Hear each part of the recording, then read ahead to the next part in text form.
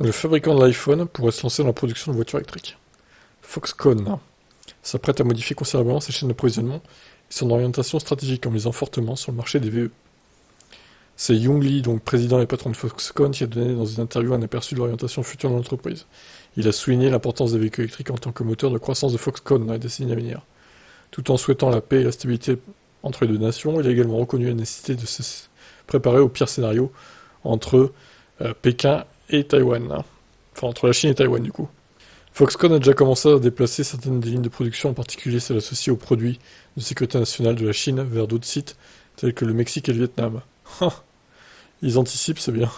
Fondé en 1974 pour fabriquer des boutons de télévision, Foxconn, aussi connu sous le nom de On Eye Technology Group, est devenue une des entreprises technologiques les plus influentes au monde, avec un chiffre d'affaires annuel de 200 milliards de dollars.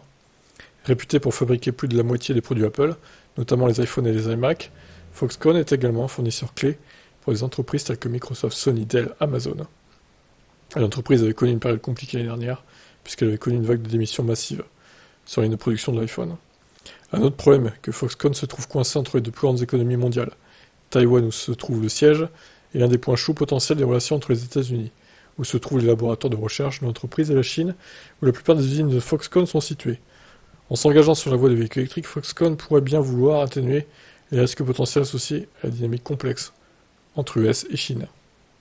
Dans un avenir proche, Foxconn pourrait fabriquer des voitures électriques pour des clients indiens.